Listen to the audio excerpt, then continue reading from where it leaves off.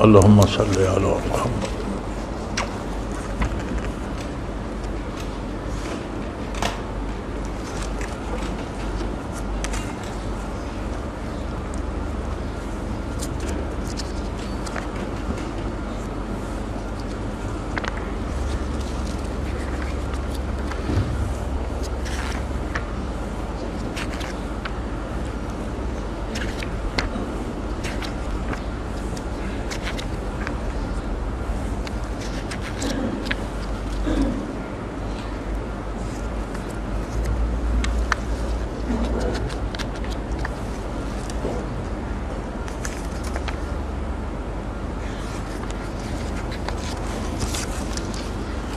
اللہ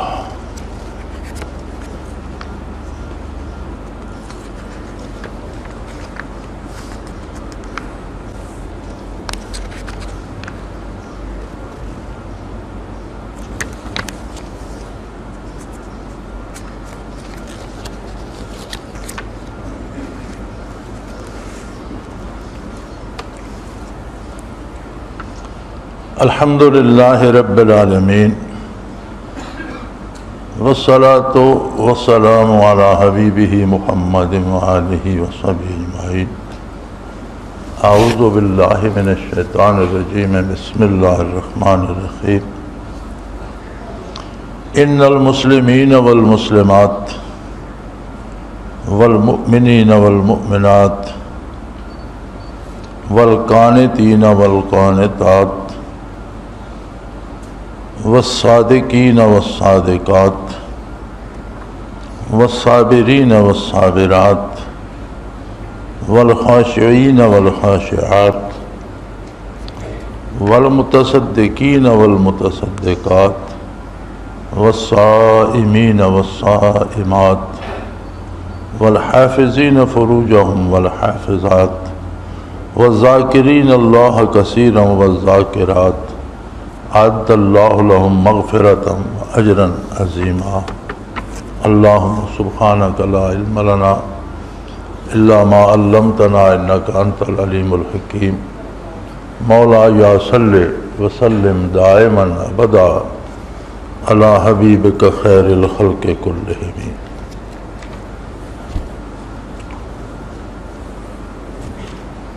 اللہ کریم نے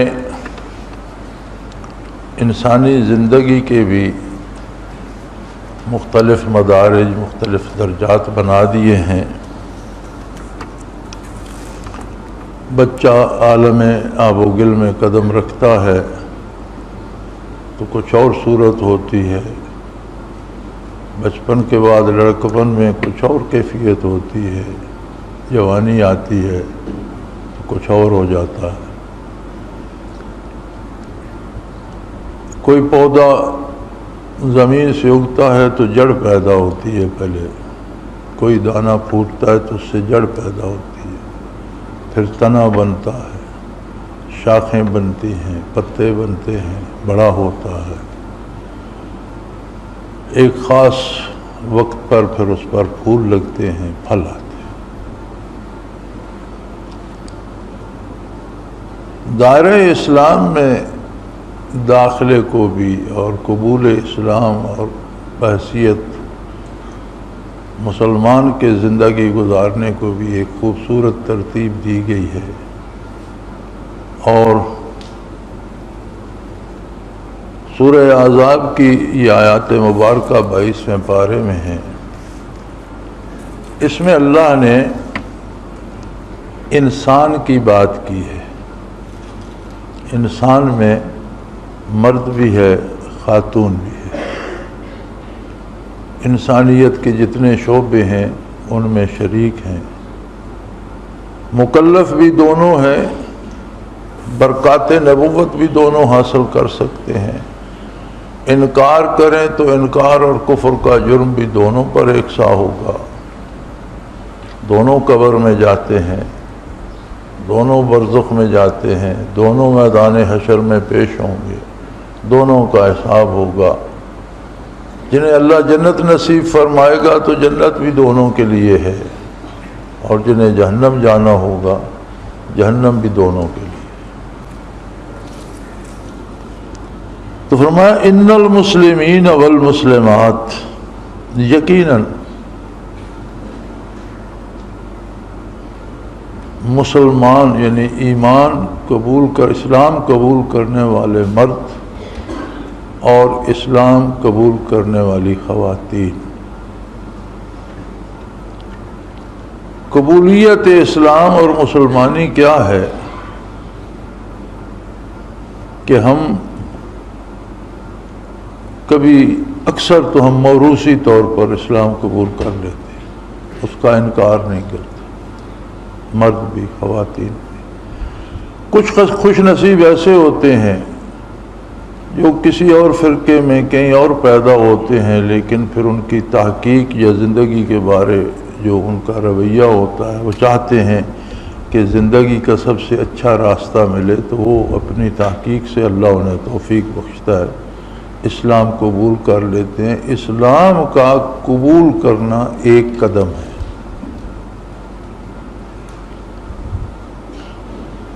جیسے جڑ لگ گئی اب اس پر تنا ہونا چاہیے، اگر صرف جڑ پیوست ہو گئی اس پر تنا نہیں لگا تو مقصد تو پورا نہ ہوا۔ تو فرمایا جو اسلام قبول کرتے ہیں وہ مرد حضرات ہوں یا خواتین، والمؤمنین والمؤمنات، پھر وہ قبول اسلام جب ان کے دل کی گہرائی میں اترتا ہے، انہیں حضور قلب سے اس پر یقین نصیب ہوتا ہے، تو وہ درجہ ایمان کو پہنچتے ہیں، درجہ تسلیم سے ترقی کرتے ہیں تو درجہ ایمان و یقین کو پہنچتے ہیں۔ علامہ مرحوم نے کہا تھا نا، خرد نے کہہ بھی دیا لا الہ تو کیا حاصل، دل و نگاہ مسلمان نہیں تو کچھ بھی نہیں۔ جب تک وہ حقائق دل میں نہیں اترتے، اب مسلمان کہنے کا تو یہ ہے نا کہ الحمدللہ ہم سب کہتے ہیں ہم مسلمان ہیں، لیکن جب ہمارے کردار پہ نظر جاتی ہے، ہمارے رویوں پہ نظر جاتی ہے، ہماری روزمرہ کی زندگی کو جب دیکھا جاتا ہے تو پتہ چلتا ہے کہ اسلام کہاں ہم کہاں، اسلام کہاں سود خوری کہاں، اسلام کہاں جھوٹ بولنا کہاں، اسلام کہاں بے گناہوں کو قتل کرنا، کتنا بڑا فاصلہ ہے دعوے میں اور عمل میں۔ تو فرمایا اسلام جب دل میں اترتا ہے، یقین میں بدلتا ہے اور دل یقین کرتا ہے تو ایمان کہلاتا ہے۔ مرد ہو یا خاتون انہیں ایمان نصیب ہوتا ہے، مومن بنتے ہیں۔ اور ایمان سے کیا حاصل ہوتا ہے؟ تسلیم کرنے سے، ماننے سے، اسلام سے تو ایمان اور نور یقین حاصل ہوا۔ نور یقین سے کیا حاصل ہوتا ہے؟ فرمایا والقانتین والقانتات، نور یقین سے اطاعت و فرما برداری نصیب ہو جاتی، عملی زندگی تبدیل ہو جاتی، اس کا کردار اتباع سنت خیر الانام کے سانچے میں ڈھل جاتا ہے صلی اللہ علیہ وآلہ وسلم۔ ایمان کا تقاضا یہ ہے، اسلام ہے ہم نے بات مان لی، مان لینا ایک بات ہے اور اس پر یقین کرنا دوسری بات، اور اس یقین کی دلیل یہ ہے کہ پھر اس پر عمل کیا جائے، تب پتہ چلے گا کہ اسے یقین ہے اس بات پر۔ تو قرآن کریم کی ترتیب نے فرمایا کہ ان المسلمین والمسلمات، اسلام قبول کرنے والے مرد خواتین، والمومنین والمومنات، اور پھر اس اسلام کو نور یقین میں بدلنے والے، دل کی گہرائیوں سے قبول کرنے والے اور اس پر پختہ یقین رکھنے والے مرد اور خواتین، یہ نور ایمان جو ہے وہ انہیں والقانتین والقانتات، یہ انہیں عمل پہ مجبور کر دیتا ہے، پھر وہ اللہ کے رسول کے فرما بردار بن جاتے ہیں، مرد بھی خواتین بھی، ان کی زندگی اطاعت پیغمبر کا مظہر بن جاتی ہے، اللہ اللہ کے رسول کی فرمانبرداری کرتے ہیں۔ اطاعت پیغمبر نصیب ہو تو اس کا پھل اس دنیا میں جو سامنے آتا ہے وہ ہے والصادقین والصادقات، وہ راست باز ہو جاتے ہیں، کھرے کھرے مرد ہوں یا خواتین، ان کی باتوں میں، ان کے رویوں میں، ان کے کردار میں کہیں کھوٹ نہیں رہتا، پھر وہ راست باز ہو جاتے ہیں، بات بھی سچی کرتے ہیں، عمل بھی سچا کرتے ہیں، کردار بھی صاف ستھرا ہو جاتا ہے۔ جب یہ نور ایمان نصیب ہوتا ہے اور اطاعت نصیب ہوتی ہے تو اطاعت پیغمبر صلی اللہ علیہ وآلہ وسلم صدق نصیب کر دیتا ہے، راست بازی نصیب کر دیتا ہے۔ راست بازی جس وجود میں آ جاتی ہے اسے ایک نعمت نصیب ہوتی ہے والصابرین والصابرات، پھر اس کو صبر کرنے والے مرد، صبر کرنے والی خواتین۔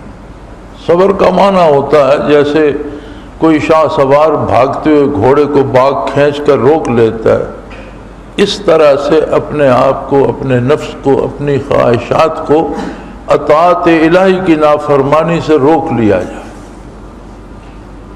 ہمارے ہاں جو معنی مشہور ہو گیا وہ تو یہ ہے کہ کسی پر مصیبت نہ آئے اور وہ مصیبت آ جائے اور وہ جزا فضا نہ کرے، روئے دھوئے نہیں، تو یہ صبر ہے۔ صبر کا حقیقی معنی یہ ہے کہ اللہ کی نافرمانی سے رک جائے، نقصان برداشت کر لے، دنیاوی تکلیف برداشت کر لے، دکھ برداشت کر لے، مالی نقصان برداشت، جہاں جان دینی پڑے جان دے جائے، لیکن اللہ کی نافرمانی سے سمجھوتا نہ کرے۔ ایسے جان دینے والوں کو شہید کہتے ہیں، اور شہید کا معنی ہوتا ہے گواہ، یعنی یہ سب سے بڑی گواہی ہے کہ اللہ کی اطاعت پر جان دے کر اس نے گواہی دی کہ اللہ ہی وہ ذات ہے جس کی اطاعت کی جائے گی، اللہ کا نبی وہ ہستی ہے جس کا اتباع کیا جائے گا، کوئی دوسرا اس میں نہیں ہے۔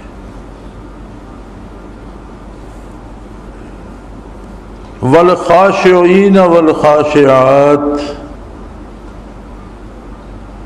پھر انہیں خشوع نصیب ہو جاتا ہے۔ جب اس منزل پہ پہنچتے ہیں تو اس کا ثمر ہے کہ وہ خشوع کرنے والے مرد اور خشوع کرنے والی خواتین۔ خشوع کیا ہوتا ہے؟ خشوع ایک کیفیت ہوتی ہے،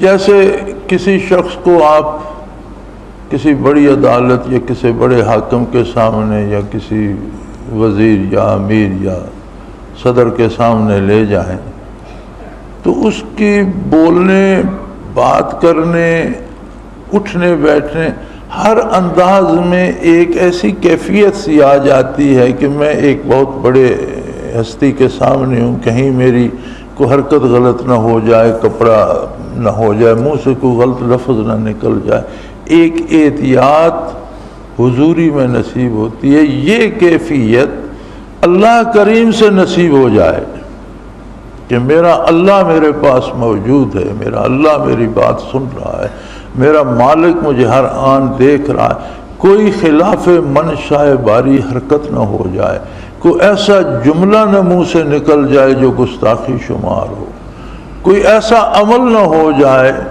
جو اللہ کریم یا اللہ کے حبیب صلی اللہ علیہ وسلم کو ناگوار گزرے۔ یہ کیفیت، ایک حضوری کی کیفیت جب دل میں آ جاتی ہے، اسے خشوع کہتے ہیں۔ بے شمار روایات ملتی ہیں کہ خشوع اور خضوع ضروری ہے عبادت کے لیے، بغیر خشوع و خضوع کے عبادت بے جان ہے، اس میں کوئی اثر نہیں ہے، قبول نہیں ہوگی۔ خشوع کیا ہے؟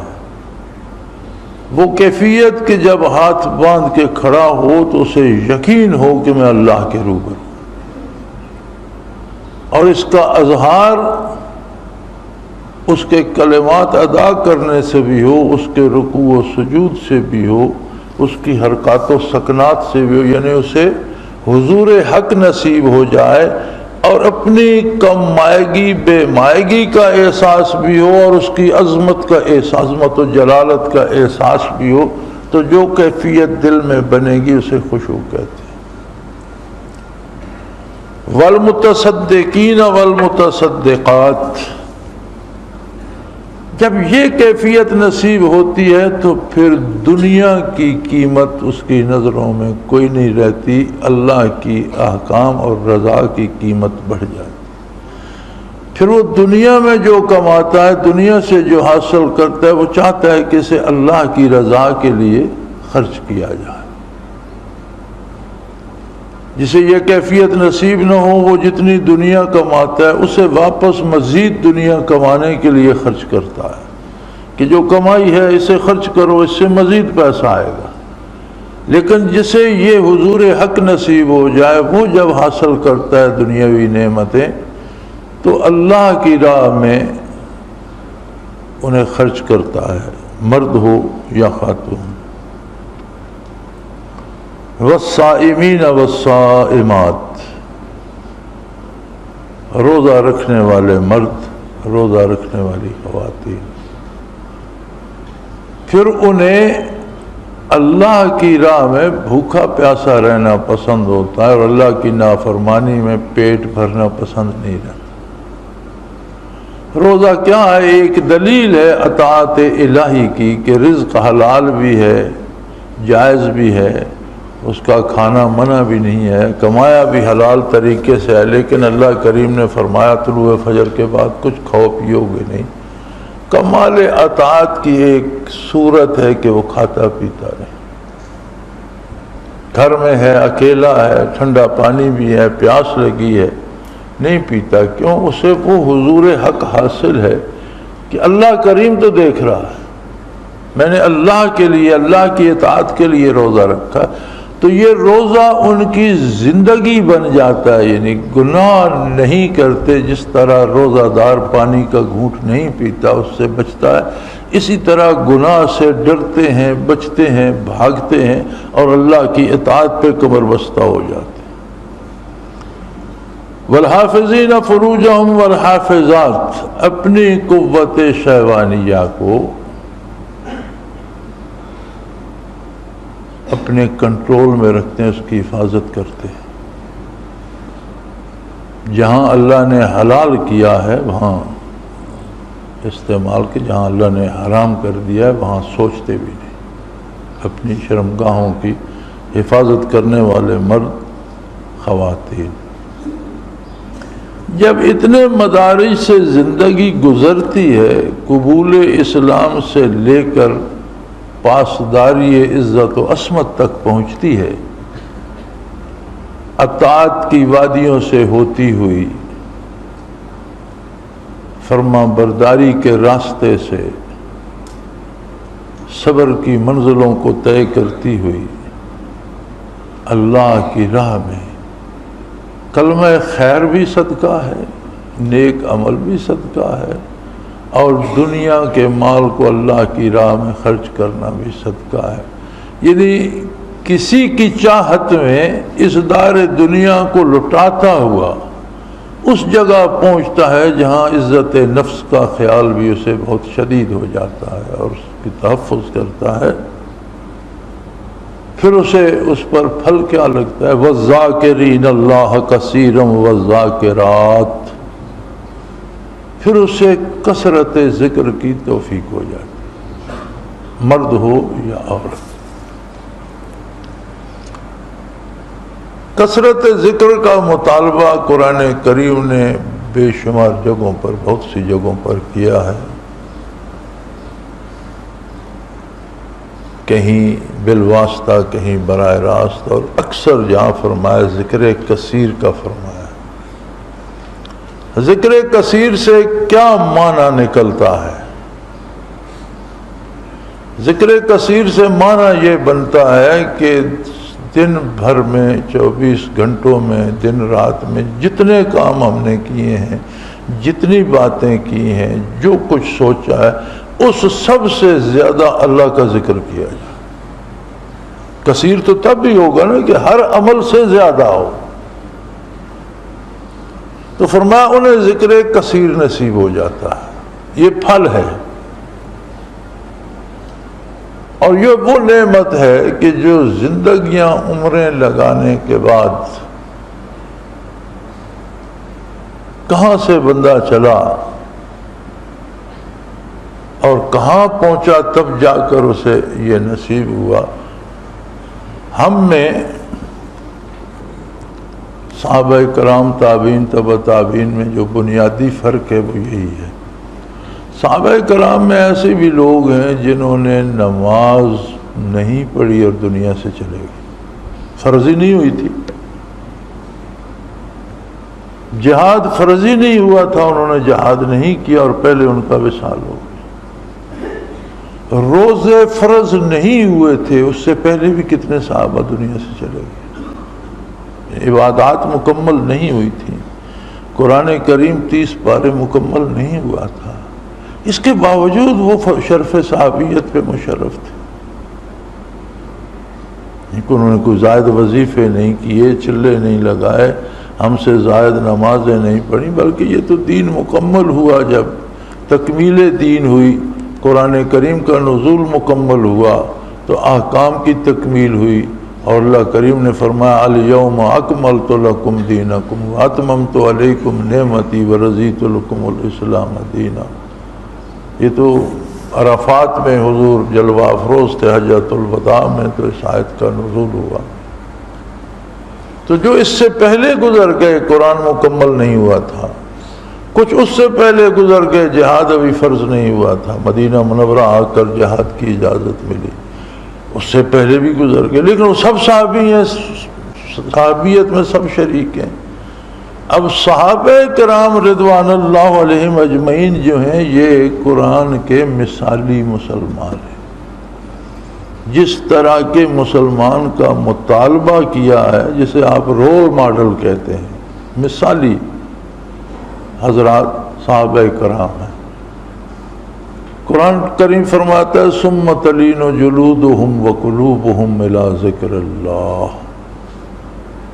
حتیٰ کہ کھال سے لے کر نیا خانہ دل تک ہر باڈی سیل ذاکر ہو جائے. اب آج کی سائنس کہتی ہے کہ انسان کے وجود میں 2.5 کھرب سیل ہیں, قرآن کہتا ہے 2.5 کھرب سیل اللہ اللہ کرے. ثم تلین جلودہم وقلوبہم, کھال سے جلد سے لے کر نہا خانہ دل تک وجود کا ہر ذرہ ذاکر. تو انہیں ابھی نماز فرض نہیں ہوئی تھی تو ان کا کیسے ذاکر ہو گیا؟ روزے فرض نہیں ہوئے تھے, کوئی وظیفہ نہیں انہوں نے کیا.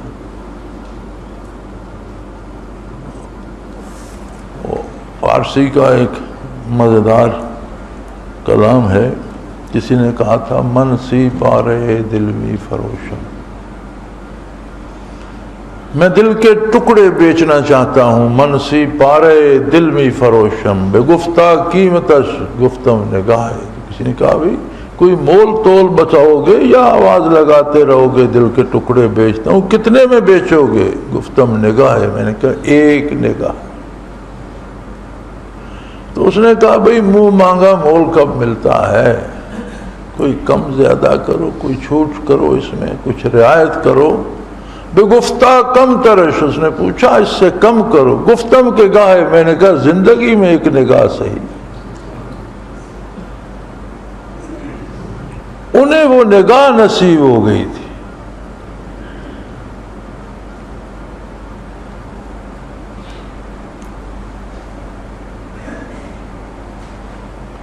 جس طرف نگاہ مصطفی کے اشارے ہو گئے, جتنے ذرے سامنے آئے ستارے ہو گئے. بحالت ایمان کسی نے ایک نگاہ حضور اکرم صلی اللہ علیہ وسلم کو دیکھ لیا یا آپ صلی اللہ علیہ وسلم کی نگاہ اس پر پڑ گئی, وہ صحابی ہو گئی. اسے وہ مرتبہ حاصل ہو گیا ثم تلین جلودہم وقلوبہم الی ذکر اللہ، اس کے 2.5 کھرب سیل ذاکر ہو گئے۔ جسے ذکر کثیر نصیب ہو گیا اس کا مطلب ہے اسے یہ پچھلے ساری منازل نصیب ہوگی، اور صحابی کا مطلب یہ ہے کہ وہ شرمگاہوں کی حفاظت کرنے والے بھی ہوں گے، وہ روزہ دار بھی ہوں گے، وہ خیرات کرنے والے بھی ہوں گے، وہ اللہ سے خشوع و خضوع میں بھی سب سے آگے ہوں گے، صبر میں بھی سب سے اونچے ہوں گے، صدق میں بھی سب سے آگے ہوں گے، قانتین اور اطاعت فرما برداری میں بھی سب سے آگے ہوں گے، ایمان میں بھی سب سے اونچے ہوں گے، اور مان کر بھی انہوں نے ہی دکھایا۔ یعنی یہ ساری نعمتیں انہیں شرف صحابیت کے ساتھ بیقان حاصل ہو گئی۔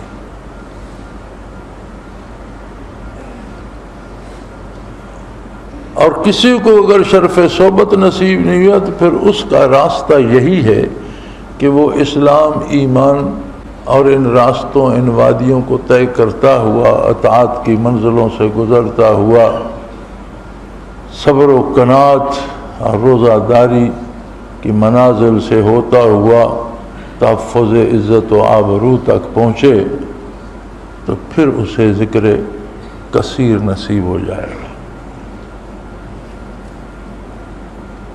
اس کا لمبا راستہ تو یہ تھا، مختصر راستہ وہ تھا جو صحابہ کرام کو نصیب، لیکن وہ تو حضور اکرم صلی اللہ علیہ وسلم نے جب چشم عالم سے پردہ فرما لیا تو وہ قصہ تو ختم ہو گیا، چونکہ صحبت کے لیے ہم زمان ہونا بھی شرط ہے۔ ایک زمانے میں جب حضور اس دار دنیا میں جلوہ افروز تھے تو جو اس دار دنیا میں ہے اس کی ملاقات حضور سے ہو تو صحابی ہو جائے۔ جیسے حضرت جی رحمۃ اللہ تعالیٰ ایک تقریر میں فرماتے ہیں کہ تمام انبیاء کو شب معراج بلایا گیا مسجد اقصیٰ میں، اور تمام انبیاء نے 2 رکعت نماز حضور صلی اللہ علیہ وآلہ وسلم کی اقتداء میں ادا کی، اور وہ وعدہ جو عالم ارواح میں ہوا تھا تمام انبیاء سے عہد لیا گیا تھا حضور کی اطاعت و اتباع کا، اس کی تکمیل ہوئی۔ لیکن ایک نبی ایسے تھے جو ابھی زندہ اسی جہان میں تھے، اللہ نے انہیں آسمان پر اٹھا لیا اسی حیات جسمانی کے ساتھ، اور شب معراج جب بیت المقدس میں آئے تو اسی حیات جسمانی کے ساتھ اس دار دنیا میں اس زمانے میں ان کی ملاقات حضور سے ہوئی حضرت عیسیٰ علیہ السلام، تو فرمایا انہیں شرف صحابیت بھی حاصل ہے اور وہ اللہ کے نبی بھی ہیں۔ باقی تمام نبیوں کو بھی آپ کی امت ہونے کا شرف حاصل ہے، آپ امام الانبیاء ہیں، آپ نبیوں کے بھی نبی ہیں، لیکن دوسرے کسی نبی کو شرف صحابیت ہم زمانی دنیا میں ایک زمانے میں حضور کے ساتھ ملاقات نصیب نہیں ہوئی۔ یہ عیسیٰ علیہ السلام کا حصہ تھا کہ شب معراج آسمان سے حیات جسمانی کے ساتھ بیت المقدس تشریف لائے، اور اسی دار دنیا میں حضور سے ان کی ملاقات ہوئی، شرف صحابیت بھی نصیب ہو گیا، نبوت پہلے ان کے پاس تھی۔ تو کیا حضور کے وصال سے یہ نسخہ ختم ہو گیا؟ نہیں۔ یاد رکھیں، نبی جب مبعوث ہوتا ہے تو اس کے پاس صرف الفاظ نہیں ہوتے، دنیا کے سارے علوم اور ان کے سکھانے والوں کے پاس صرف الفاظ ہوتے ہیں، جسے تھیوری کہتے ہیں۔ نبی کے پاس صرف الفاظ نہیں ہوتے، نبی کے ہر لفظ میں ایک کیفیت ہوتی ہے۔ نبی جو ارشاد فرماتا ہے ماننے والے کے دل میں اس کا منظر بن جاتا ہے، ایک کیفیت بن جاتی ہے، پھر آئندہ زندگی وہ اس پہ عمل پیرا ہو جاتا ہے۔ تو 2 حصے ہیں تعلیمات نبوت کے، تعلیمات نبوت قرآن و حدیث سنت، اور برکات نبوت وہ کیفیات جو ارشادات نبوت سننے سے دلوں میں پیدا ہو۔ تعلیمات نبوت کا شعبہ علماء ظواہر نے سنبھالا، الحمدللہ بڑی محنتیں لوگوں نے کی، بڑے مجاہدے کیے، تحصیل علم پہ عمریں لگا دی، اچھے سے اچھے اساتذہ کو ڈھونڈا، سفر کیے، زندگی آدھی تحصیل علم پہ لگا دی، باقی علم کو پھیلانے پہ لگا دی۔ بڑے خوش نصیب لوگ تھے جنہیں یہ شعبہ نصیب ہوا۔ لیکن ایک بڑی عجیب بات ہے کہ اگر ہم یہ دیکھنا چاہیں کہ علوم ظاہری کے راستے سے علماء ظواہر کی کوشش سے کوئی ذکر کثیر تک پہنچا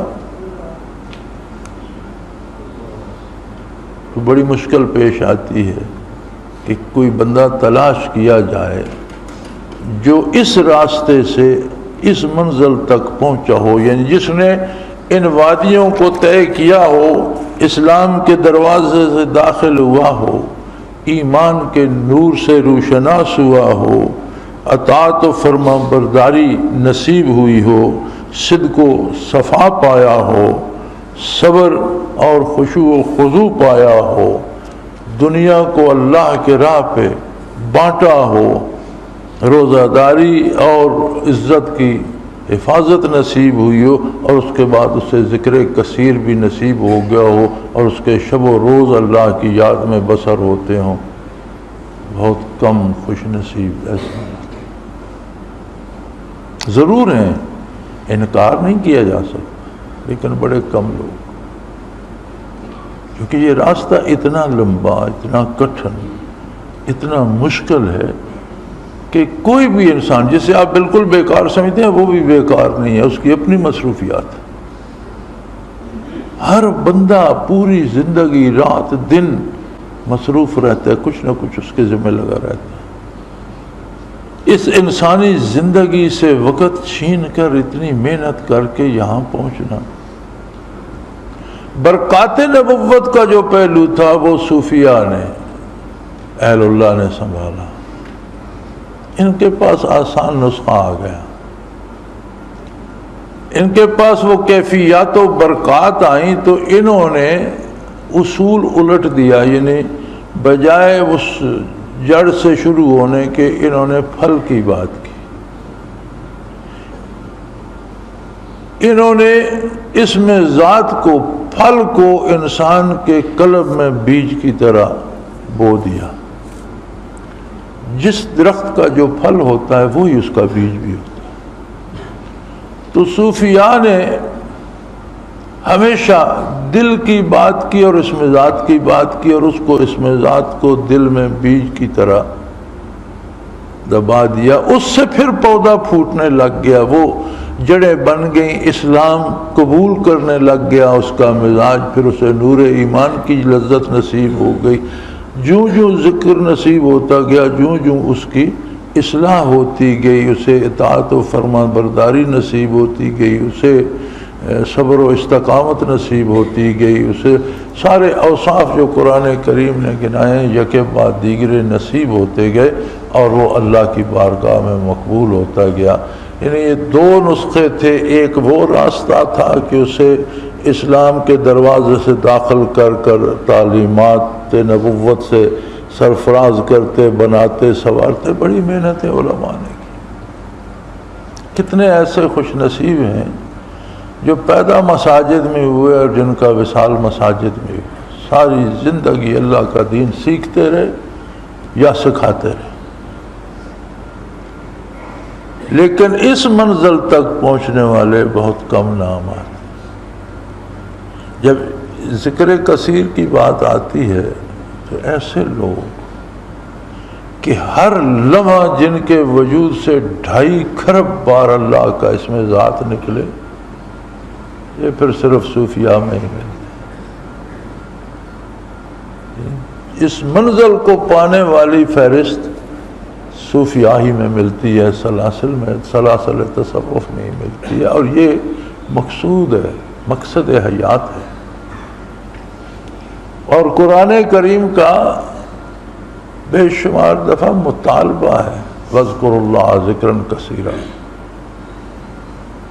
ذکر کثرت سے کرو، لیکن کثرت ذکر تک یہ خوش نصیب پہنچے جنہیں برکات نبوت سے تربیت نصیب ہوئی، جن کے دل میں اللہ کے نام کا، اس میں ذات کا بیج بویا گیا، پھر وہ اس نے جڑیں چھوڑی، پھوٹا، اس سے تنا نکلا، پھل پھول نکلے، تو زندگی بالکل اس کی مثال بنی۔ اب ساتھیوں کو یہ بڑا خیال ہوتا ہے کہ کوئی صاحب کشف مجھے بتائے کہ میں کس منزل میں ہوں۔ کسی کے کشف کا کیا اعتبار ہے؟ کشف معتبر ہوتا ہے اللہ کے نبی کا۔ اللہ کے نبی کو خواب بھی آئے تو وہ بھی وحی الہی ہوتی ہے، مشاہدہ بھی برحق ہوتا ہے، اس میں شیطان مداخلت نہیں کر سکتا۔ نیچے کوئی ہو، ولی کا کشف محتاج ہوتا ہے نبی کی شریعت کا۔ اگر اسے کچھ مشاہدہ ہوا اور وہ مشاہدہ شرعی حدود کے مطابق ہے تو یہ اللہ کا احسان۔ کہیں شریعت کے ساتھ ٹکراتا ہے تو اس سے سمجھنے میں یا دیکھنے میں غلطی لگی، شریعت صحیح ہے۔